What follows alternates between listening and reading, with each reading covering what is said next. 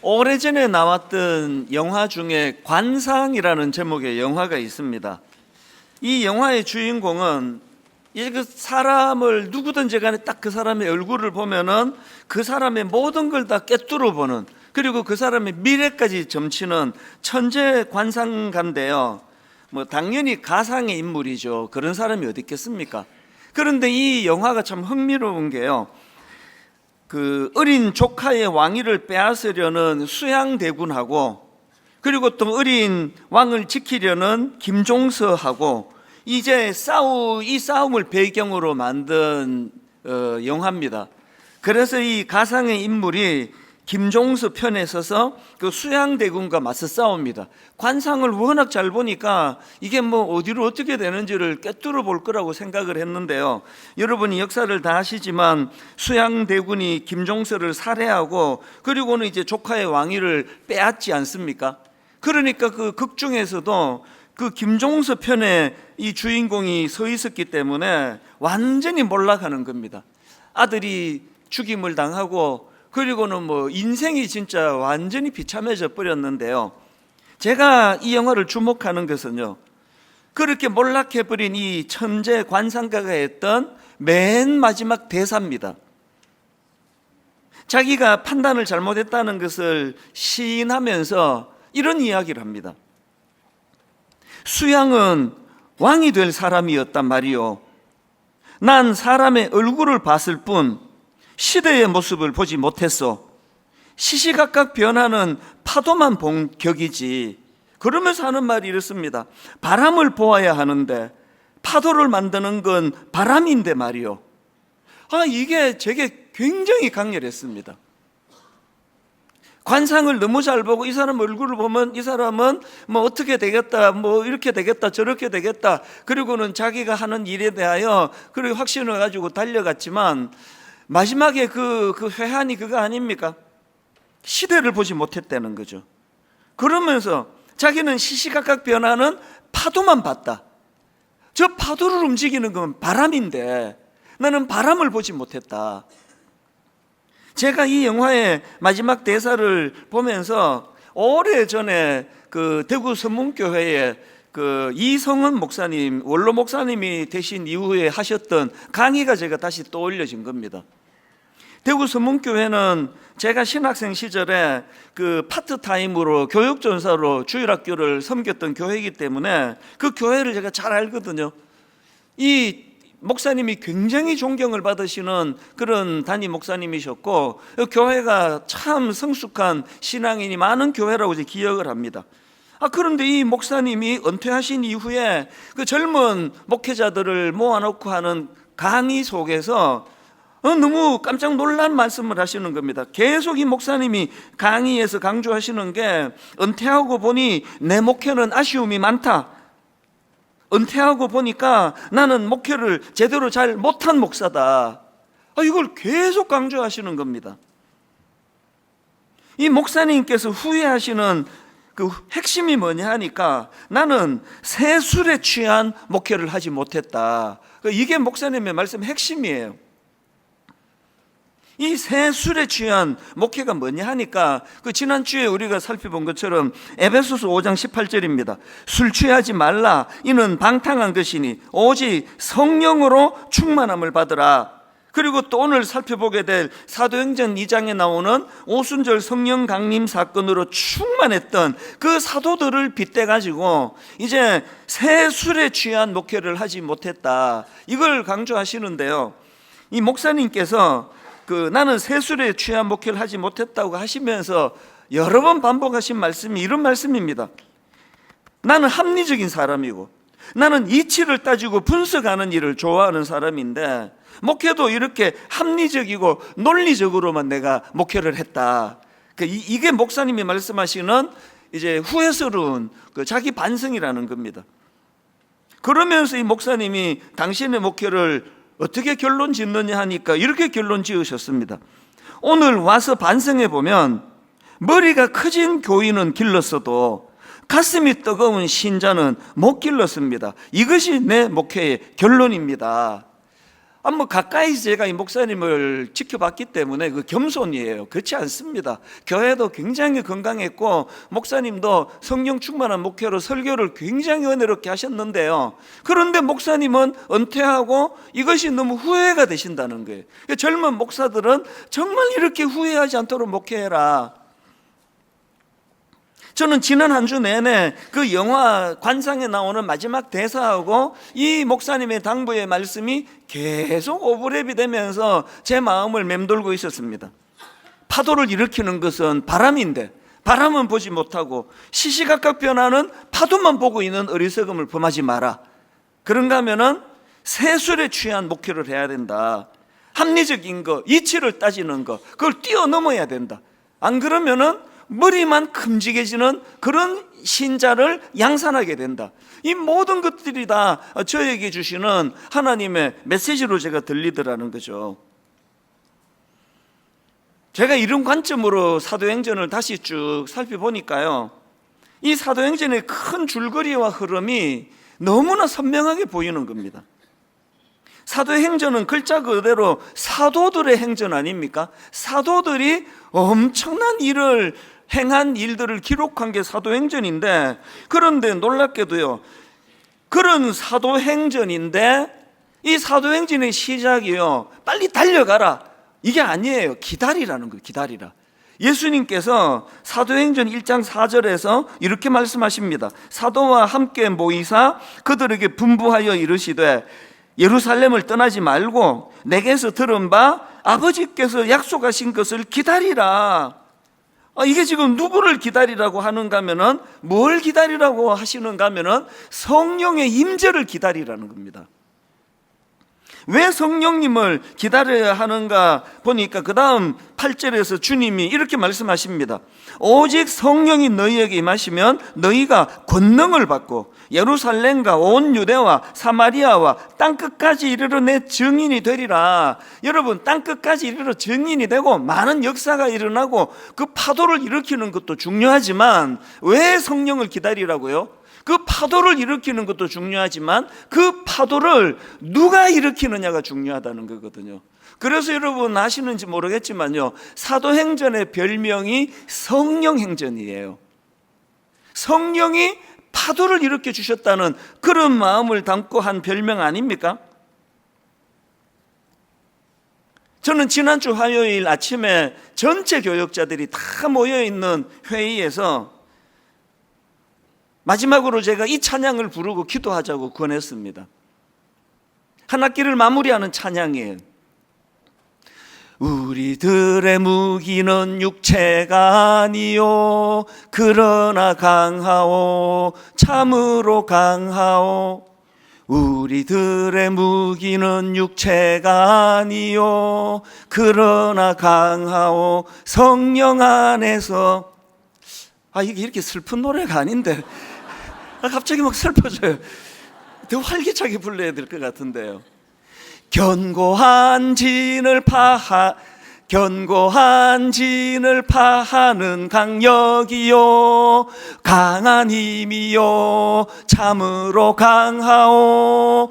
견고한 진을 파하는 강력이요 강한 힘이요 성령 안에서.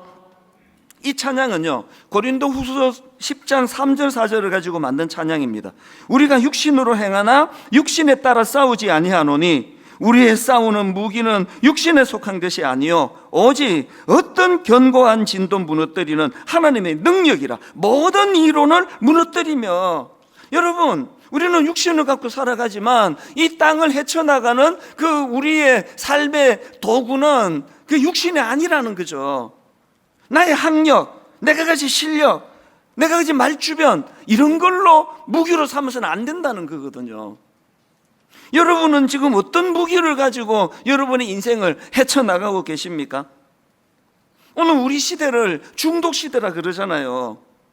저는 확신합니다. 오늘 여기 예배 드리는 모든 분들, 저를 포함해서 100% 다 중독이에요. 내가 무슨 중독이 있냐고요? 알코올 중독? 아니죠. 무슨 중독입니까? 오늘 우리 시대는 중독의 시대예요. 스마트폰에 중독돼 있고 지금 내가 끊을 수 없는 어떤 문제를 가지고 씨름하는 그것이 우리 모두의 고민이거든요. 그런데 이 말씀이 지금 뭘 강조합니까? 우리의 싸우는 무기는 육신에 속한 것이 아니요 오직 어떤 견고한 진도 무너뜨리는 하나님의 능력이라. 지금 우리 내면에 우리에게 중독을 일으키는 그런 우리 뇌를 마비시키는 강력한 진이 여기 구축이 되어 있는 거예요. 안 없어지는 겁니다. 이 강력한 진을 내 가진 어떤 실력으로는, 내 가진 어떤 의지력으로는 이것을 무너뜨릴 수가 없기 때문에, 그렇기 때문에 오늘 우리 시대는 성령님께서 어떠한 견고한 진도 무너뜨리는 하나님의 능력이라는 사실을 인정해드리고 그 성령님을 의지해야 된다는 그 말씀이고요. 그리고 제가 한 학기를 마무리하면서 지난 주일날 우리 이제 그 신학교로 공부하러 가서 회의 때 참여하지 못했던 파트타임 교육전사까지 다 모인 그 자리에서 이 찬양을 뜨겁게 부르고 다 일어나서 우리가 이 성령님을 의지하는 기도를 드리자고 너무너무 제가 간절하게 그렇게 기도를 함께 또 인도하고 기도를 드렸던 화요일이거든요. 왜냐하니까 지금 여러분 분당 우리 교회는요 성령님의 역사가 필요합니다. 여러분 뭐 수없이 말씀드리고 여러분 다 겪었지만 1만 성도 파송 운동 이후로 지난 2년 분당 우리 교회는 진짜 힘든 시간을 보냈습니다. 초신자는 많은데 교회의 평신도 지도자들 한 70% 80%다 29교회로 가시고 나니까 봉사자들이 너무 부족하고 봉사자들도 역부족이에요. 그래서 뭐 그 주차부에서 안내가 제대로 잘 안 되니까 불편이 나오고 원망이 나오고, 그래서 또 초신자들 중에는 이제 남편이나 아내를 이제 교회로 인도하고 예배를 안 드리는 분이 또 꽤 계세요. 한 번은 어떤 남자 신자는 아니에요. 그냥 이제 아이들하고 그 아내를 드림센터에 떨어뜨려 놓고 이제 가는데 계속 이제 주차 봉사가 막 엉키고 옛날같이 착착착착 안 생기니까 이제 이분이 이제 계속 누적된 화가 났는 것 같아요. 그래서 그 안내하는 초보 우리 봉사자한테 침을 뱉었다니까요. 그리고 또 한 번은요, 또 다른 케이스인데 너무나 이제 막 주차가 엉키고 막 그러니까 격분해가지고 어떤 분이 그 안내하는 분에게 차로 돌진을 했습니다. 이게 9시 뉴스에 나올 사건이 될 뻔한 거 아닙니까? 이게 뭐 담임 목사로서 억장이 무너지는 거죠. 기가 막히는 이런 일을 겪었는데요. 지난 2년 동안 정말 성령의 은혜가 말로도 할 수 없이 임했습니다. 수많은 봉사자들이 다시 거기에 자리를 메우고 땀을 흘리고 그렇게 십시일반하고, 그래서 이제는 그렇게 위험한 일이 잘 일어나지 않습니다. 그리고 저는요 올 1월 초에 이제 분당 우리 교회 정상화를 선포한 이후로 지금 한 학기 한 6개월 지나고 보면은 이게 뭐 그냥 막 말로 나올 수 없이 진짜 눈물이 저는 앞을 가려요. 이 짧은 한 5, 6개월 사이에 완전히 지금 변화가 일어나고 있거든요. 여러분 다락방 안에서 지금 얼마나 그 소그룹 안에서 놀라운 변화의 역사들이 지금 저에게 보고가 되는지 모릅니다. 그래서 막 엄청 이제 파도가 이제 일어나기 시작한 거거든요. 그리고는 이제 이번 2학기는 더 은혜가 충만하도록 인도하실 겁니다. 내년에는 더 놀라운 부흥의 파도가 일어날 줄로 저는 확신합니다. 여러분 그렇기 때문에 파도가 일어난다면 지금은 성령님을 의지할 때예요. 파도가 일어나는 것이 중요한 게 아니라 이 파도를 누가 일으켜 주시느냐는 거예요. 담임 목사의 노력으로, 순장님들의 노력으로, 우리 부목사님들의 열심으로 그렇게 일어난 파도는요 며칠 안 가서 바로 다 사그라들어요. 그래서 제가 지금 성령님을 시리즈로 설교해야 되겠다. 내 엿새 동안에 계속 성령님을 부르짖고 의지하고 은혜를 구하고 사모하고, 이제 한 학기 마무리도 다음 주일날 성령님에 대한 말씀으로 마무리할 거고요. 그리고 2학기 시작도 성령님으로부터 이 사역이 시작이 되도록 그렇게 말씀을 선포할 것입니다. 오늘 분당 우리 교회는 전 교회적으로 이제는 이 파도를 성령님이 일으켜 주시는 줄 믿습니다. 성령님이 파도를 일으켜 주시기를 원합니다. 이게 오늘 여러분 이름은 사도행전인데 1장 초반에서부터 사도들을 향하여 주님이 기다리라, 기다려라. 성령의 역사를 기다려라. 그래서 여러분, 성령님께서 반드시 강하게 임재할 것이라는 걸 그 사도들과 성도들이 믿었기 때문에 주님 말씀에 순종할 수 있었고요. 드디어 이제 오늘 본문에서 성령님의 강력한 임재가 이제 시작이 된 겁니다. 보니까 성령님께서 바람의 이미지로, 불의 이미지로 그렇게 임재하시는데요. 자, 사도행전 2장 2절입니다. 오늘 본문. 호련히 하늘로부터 급하고 강한 바람 같은 소리가 있어 그들이 앉은 온 집에 가득하며, 또 3절, 마치 불의 혀처럼 갈라지는 것들이 그들에게 보여 각 사람 위에 하나씩 임하여 있더니, 이렇게 성령님의 임재가 바람의 이미지로, 불의 이미지로 그렇게 나타나는데요. 이건 너무나 당연한 거예요. 이 성령님, 이 성령을 히브리어로 루아흐라고 하는데요. 이 루아흐는 바람이라는 뜻도 있습니다. 그리고 또 하나님께서 인간을 창조하시는 과정을 담은 창세기 2장 7절에 보니까 여호와 하나님이 땅의 흙으로 사람을 지으시고 생기를 그 코에 불어넣으시니 사람이 생명이 된지라. 여러분, 하나님께서 우리에게 생기를 불어넣어 주지 않으시면요, 우리는 그냥 조각품이에요. 그것도 뭐 못생긴 조각품. 이건 뭐 어디다 내놓고 전시라도 하겠냐고요. 우리는요, 그 하나님의 강력한 생기를 불어넣어 주시지 않으면 진짜 쓰잘데없는 그 못생긴 그 실패한 것 같은 조각품이 불과합니다. 그런데 이런 보잘것없는 이 껍데기에 성령님이 생기를 불어넣어 주셨기 때문에 이렇게 가치 있는 삶을 기쁨 가운데 살아갈 수 있는 거거든요. 그런데 여러분, 이렇게 하나님이 흙으로 빚으시고 그 속에 생기를 불어넣으셨는데 그 생기가 루아흐예요. 이 본문에서 성령 충만의 역사가 바람이라는 이미지로 오신 것 너무나 당연한 거예요. 불도 마찬가지 아닙니까? 구약에서 이 불로 하나님의 임재를 나타내는 이미지가 참 많이 나오는데요. 그 대표적인 게 모세에게 임하신 하나님의 임재.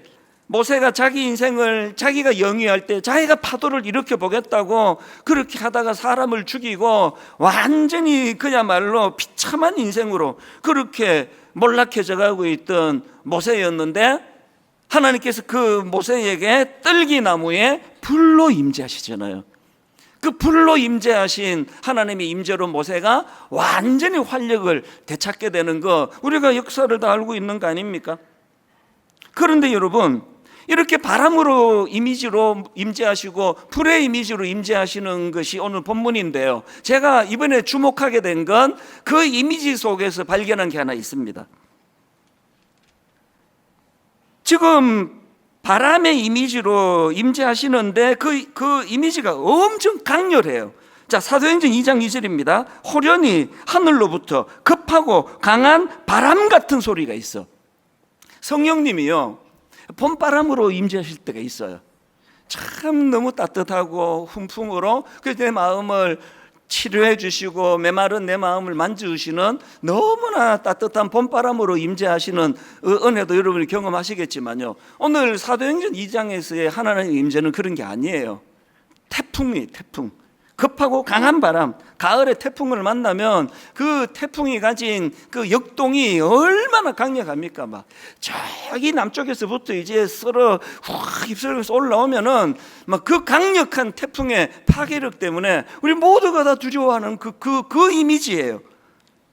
그런가 하면 불도 마찬가지입니다. 3절을 보십시오. 마치 불의 혀처럼 갈라지는 것들이 그들에게 보여. 여러분, 그냥 뭐 애들이 어디 저기 뭐 산에 가서 요런 모닥불 피워놓고 있는 데는 불의 혀 이런 얘기 하지 않아요. 저는 가끔씩 너무 가슴 아픈 그런 대형 화재 소식을 뉴스에서 전할 때마다 저는 가끔씩 거기서 불의 혀를 봐요. 강렬하게 그 불이 강하게 역사할 때 불의 혀가 보여요. 지금 여기서 성령님의 임재를 마치 불의 혀처럼 갈라지는 것들이 그들에게 보여요. 지금 성령님은 굉장히 강하고 역동적으로 임하십니다. 왜 그런지 아십니까? 지금 여러분, 그 성령의 임재를 체험했던 그 예수님의 그 당시 제자들은요, 그야말로 지리멸렬한 상태예요. 예수님의 죽으심을 목도하고는 그들 모두가 공포에 휩싸이고 죽음의 두려움에 빠져가지고 제자들이 나 이제 옛날로 돌아갈 거야. 나 이제 고기 잡으러 갈 거야. 뭐 여러분 중에 이제 뭐 낙심해가지고 이제 나 이제 교회 안 가. 난 이제 옛날로 돌아갈 거야. 뭐 그런 분들이 가끔씩 있잖아요. 그랬던 사람들이에요. 그런 그들에게 성령이 임재하시는데 강력한 바람으로, 강력한 불의 혀로 그렇게 임재하셨단 말이죠. 그랬더니 여러분 아시잖아요. 그 예수님의 제자들은요, 그 사도행전 2장 1절부터 4절 이전과 이후로 나눕니다. 그 이후로 그들이 얼마나 용사가 됩니까? 얼마나 역동적으로 일합니까? 얼마나 활력이 넘칩니까? 이제 그들을 핍박하는 수많은 핍박 앞에서 하나님 앞에 기도할 때 하나님, 저들의 위협을 하감하여 주시고, 그리고는 우리를 불쌍히 여겨서 피하게 해달라, 살려달라가 아니라 더욱 담대히 복음을 전하게 해달라. 역동이 살아난 거예요. 우리도 마찬가지입니다. 오늘 우리 시대를 한번 보세요. 너무 힘든 시대예요. 어느 날 교회를 보세요. 제가 보면은요, 많은 교회를 다녀보면 영적으로 다 거의 우울증이에요. 이제 뭐 부흥은 어렵다, 뭐 우리 교회는 안 된다, 뭐 다음 세대는 다 교회를 자꾸 떠나고 있다, 막 거의 지금 다 우울증이에요.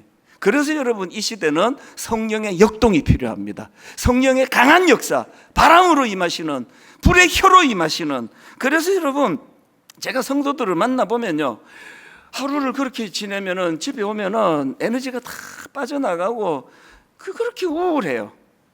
뭐 하루 종일 우울한 이야기를 듣고 기도해드리고 이러다 보니까 굉장히 우울해요. 집에 가면은 뭐 부부간에 우리는 대화도 없어요.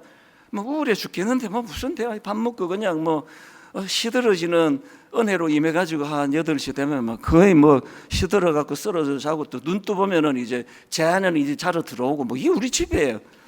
그래서 참 우울할 때도 많고 기운도 빠지고 그런 상황이기 때문에 제가 오늘 여러분들한테 간절히 부탁합니다. 이 힘든다는 게 이게 그 말이 습관이 되신 분, 다락방에 뭐 가든 누구를 만나든 뭐 힘들어 죽겠다 그렇게 힘들어 하시는 여러분 지금이야말로 성령의 역동이 필요해요. 성령님, 이 무기력하고 참 고기나 잡으러 가자, 우리는 옛날로 돌아가자 그랬던 제자들에게 나타나셔서 그들을 통하여 놀라운 하나님의 역사를 이루어 가시는 그 성령의 역사. 그래서 성령님, 저에게 역동을 주시기 원합니다. 다시 한번 활력을 허락해 주시기 원합니다. 이게 우리에게 필요한데요. 그런데 여러분, 이런 강력한 성령의 일하심을 경험하셨거나 경험하기를 원하시는 분들이 해야 되는 게 있습니다. 자, 사도행전 2장 4절을 보십시오. 그들이 다 성령의 충만함을 받고 성령이 말하게 하심을 따라 다른 언어들로 말하기를 시작하니라. 언어가 바뀌었는데요, 그들이 다른 언어로 말한 게 뭔가를 쭉 살펴보니까요, 11절에 그 내용이 나옵니다. 그들의 변화된 언어, 11절입니다. 그 앞에 여러 지역에서 지금 오순절을 맞이해서 그렇게 찾아온 그 많은 사람들이 쭉 지역 이름이 열거가 되고요. 11절입니다. 그레데인과 아라비아인이라. 그 다음 보세요. 우리가 다 우리의 각 언어로 하나님의 큰 일을 말함을 듣는도다. 언어가 바뀌었어요. 나는 옛날로 돌아갈 거야. 나 이제 뭐 고기나 잡을 거야. 내가 뭘 하겠냐. 뭐 안 죽으면 다행이지. 이랬던 주님의 제자들인데 그들이 하나님의 큰 일을 말하기 시작한 거예요. 여러분, 우리가요, 뭐 그냥 힘들어 죽겠습니다, 회사도 힘듭니다, 뭐 부부도 힘듭니다, 뭐도 힘듭니다. 힘들면 교회 와서 해야 돼요. 다락방에 가서 그러려고 다락방이 있는데요, 근데 여러분, 한 10번 그렇게 죽겠다 했으면 한 번은 그 가운데 임하신 하나님의 일하심을 말하셔야 되는 거 아닙니까?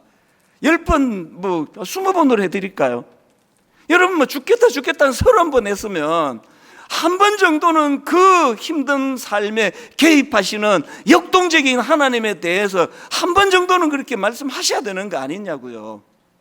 뭐 교회가 맨날 뭐 이것도 어렵고 저것도 어렵고 뭐 이것도 문제고 저것도 문제고 뭐 다 현실적으로 어려운 거 알겠는데 10번 그렇게 이야기하면 한 번 성령의 강력한 은혜를 경험한 사람답게 그 가끔씩 한 번은 하나님이 행하신 큰 일에 대하여 한 번씩 말씀하셔야 되는 거 아니냐고요. 이게 왜 중요한가 하면요, 제가 목사니까 의도적으로 계속 이제 뭐 하루에 10,000보씩 걷기를 저는 원하니까요. 그러면서 계속 저는 성령님께 그렇게 하나님의 큰 일에 대하여 세상에 저 같은 거 통해서 하나님 22년 동안 하신 거 하나님 다 아시죠? 어떻게 그런 놀라운 일을 하셨습니까? 그 하나님의 큰 일을 자꾸 제가 혼자서 선포하고 그러면 10,000보 걷고 나면은요, 꼭 그렇게 안 해도 그러면 기분 좋은 호르몬이 나와서 기분이 좋아진대요. 근데 저는 기분이 더 좋아져요. 거기에 성령님의 큰 일을 말씀드렸거든요. 하나님이 저를 통하여 하신 일에 대하여 10,000보를 걸으면서 한 1시간 15분 20분 걸어는 그 시간 동안에 하나님이 하신 일을 내가 선포를 하니까 회복이 돼요. 그래서 막 주일마다 제가 참 고민이, 전 설교 시간에 소리를 너무 지른다는 거예요. 그래서 매번 제가 다음 주는 살살해야지 하는데 5분은 살살해요. 5분만 지나면 갑자기 막 소리를 꽥꽥 지르면서, 여러분 진짜 힘드시죠? 근데 이게 제 마음 안에서 통제가 안 돼요. 제가 막 이렇게 소리 지르며 설교한다고요, 엿새 동안에 제 삶이 평온하다고 생각하시면 여러분 그거는 오해십니다. 힘들어요. 오죽하면 저는, 하나님은 우리야 그런 일 없지만 하나님이 다시 죽었다가 저를 다시 살려주셔갖고 너 뭐 할래? 그러면 저는 주저없이 저는 목사할 거예요. 저는 목사예요. 그런데 놀랍게도 우리 아들은 목사 안 했으면 좋겠어요. 이게 저에게 있는 모순이에요. 의사분이 이거 해보니까 이거 보람이 있다 그럼 니도 의사 해라. 혹은 해보니까 이거 의사 못해 먹더라, 너 하지 마라. 그래야 되는 거 아닙니까? 그런데 저는요, 다시 태어나도 그런 일이 없지만 저는 다시 태어나도 목사 말고 하고 싶은 게 없어요. 근데 우리 아들은 안 시키고 싶어요. 뭘 의미할까요? 힘들어요. 아들한테 이런 힘든 일을 시키고 싶은 부모가 어디 있겠냐고요. 이게 모순이죠. 그래서 저는 참 모순이라고 생각을 해요. 그리고 또 우리 친구 목사님들 중에 아들이 또 목사가 되어 있는 집을 보면 또 부럽기도 해요. 뭘 말하는지 아시죠? 내 인생의 파도는요, 제가 일으킨 게 아니에요. 제 인생은 침체되고 깔아앉고 우울하고 그런 제 인생에 항상 파도를 일으켜 주시는 분이 성령님인 거 믿으시기를 바랍니다.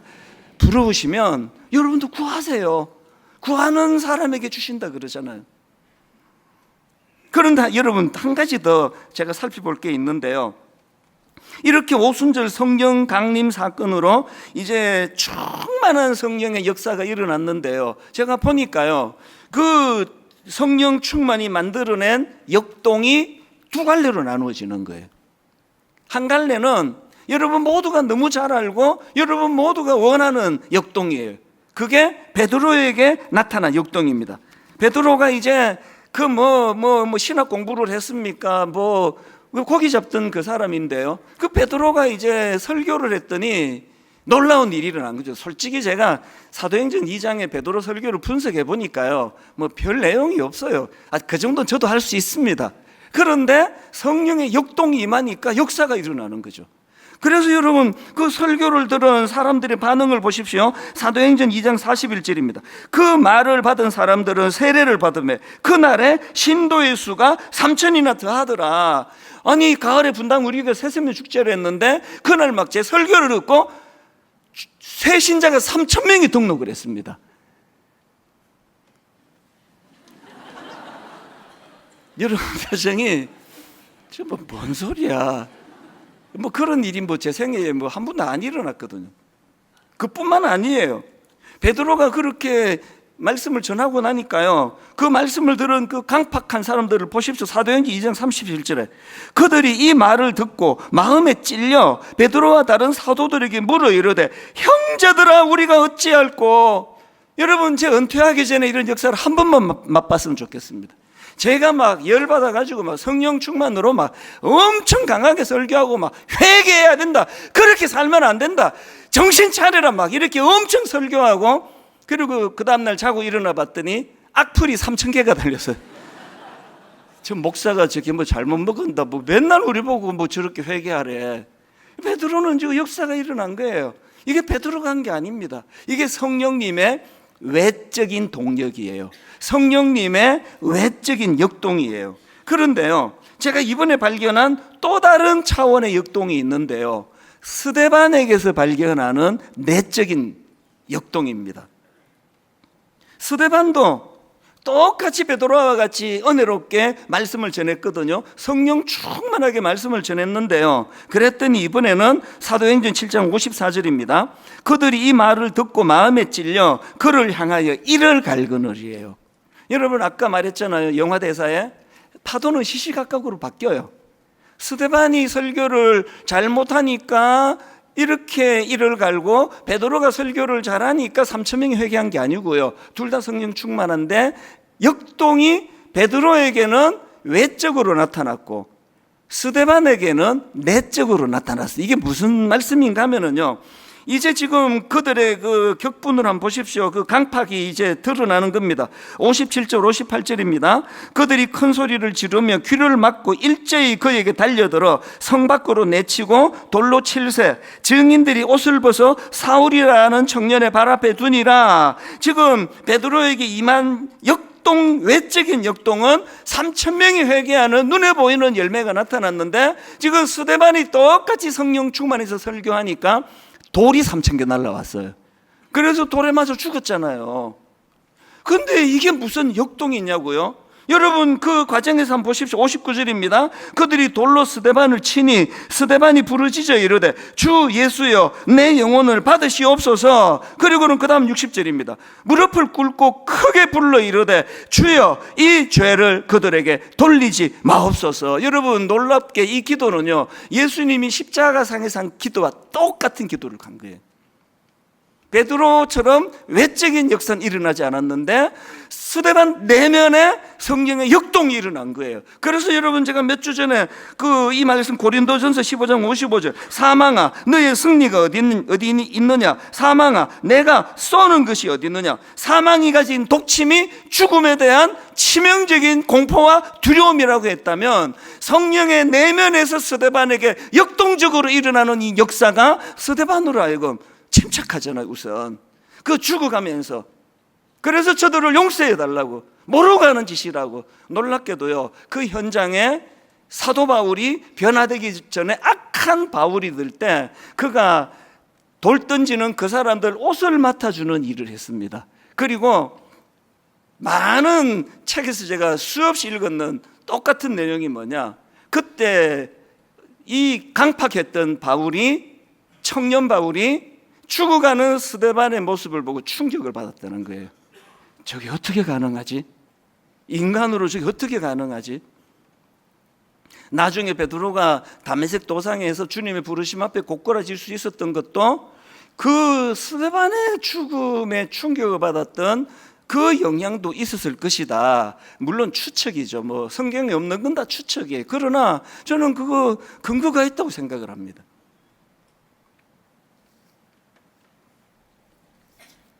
우리가 원하는 건 베드로의 역동이에요. 성령 충만하고 막 사업이 불같이 일어나고 막 성령 충만하고 막 교회에서 막 너무 인정을 받고 막 성령 충만하고 막 개척을 했더니 막 사람들이 막 벌떼처럼 모여들고 이 외적인 역동을. 그래서 저는요, 지난주 내내 저희 아버지 생각이 이렇게 나더라고요. 저희 아버지는 내적인 역동 아닙니까?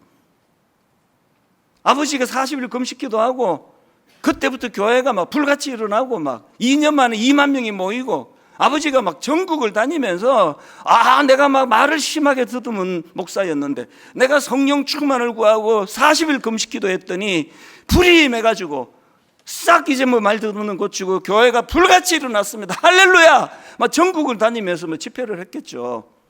그런데 하나님은 저희 아버지에게 내적인, 또 저희 어머니에게 내적인 역동을 주셨기 때문에 저희 어머니는 거기에 요동하지 않는 내면적인 성령의 강함을 맛을 보았고, 그런 기가 막힌 부모를 잘 만난 덕에 아무 참 보잘것없는 제가 그 부모의 성령 충만의 역동을 오늘까지 제가 지금 누리고 있는 거 아닙니까? 여러분은 사실 우리 아버지 어머니한테 좀 감사해야 돼요. 그 열매를 여러분 지금 보고 있는 거 아닙니까? 오늘은 뭐 그냥 내적인 그 역동을 추구하시는 여러분으로 말미암아 반응은 냉랭하지만, 그러나 뭐 저는 또 괜찮아요. 뭐 이러든 저러든. 오늘의 결론을요, 저는 이렇게 맺기를 원합니다. 이제 우리 그 단기 선교를 가시는데요, 그 뭐 막 그 아까 그 우리 중동부 애들이 영어로 막 저 태국 말로 뭐 막 이렇게 해갖고 뭐 그래갖고 무슨 복음을 전하겠습니까? 그래갖고 그 중학교 애들이 뭐 태국말 그렇게 해갖고. 근데 여러분 놀라운 건요, 이게 뭐 그래갖고 뭔 일이 일어나겠느냐는 그 현장에서 그동안 수많은 역동이 일어나는 거예요. 성령의 역사가 일어나는 거예요. 우리 중학생들이 또 우리 어른들이 이번에도 단기 선교에서 그 외적인 역동을 맛보게 되기를 바랍니다. 그것만이 아니고요, 우리 대학 청년부 이번에 한 600여 명이 지금 그 시골에 있는 교회들을 가는데, 지금 기준이 이거예요. 70세 이상 어른들이 20명 미만으로 모여 있는 교회들. 우리 대학 청년들이 곳곳으로 지금 강원도에 있는 교회를 가서, 저는요 그 열악한 환경에 70세 이상 어른들 20명 미만 그 교회를 눈물로 지켜내고 계시는 많은 미자립교회 목사님과 사모님, 저는 그들에게서 스데반을 본다고 생각합니다. 내적인 역동, 내면의 강함을 주시는 하나님의 은혜가 이런 거구나. 우리 청년들이 그거 보고 왔으면 좋겠습니다. 바람을 일으키는 거 중요한데요, 파도가 내 인생에 얼마나 몰아쳤느냐보다 그 파도를 누가 일으켰냐가 중요하다고. 결론을 개척 초기에요, 항상 이 찬양을 부를 때마다 우리가 마음이 뜨거웠습니다. 성령의 새바람 이 땅에 불어와 주의 영 그 생기로 우리를 다시 살리사. 그게 제 지난 한 주 내내 앞에 가사도 기억이 안 나고, 성령의 새바람 이 땅에 불어오소서 주의 영 그 생기로 우리를 다시 살리사. 오늘 여러분 우리 뒷부분에 이 찬양을 부를 텐데요, 여러분 내면 안에 이 찬양 가운데 성령님의 그 생기, 성령님의 그 역동으로 여러분의 영이, 여러분의 가정이, 여러분의 교회가, 분당 우리 교회가 되살아나는 역사를 맛보게 되실 줄로 믿습니다.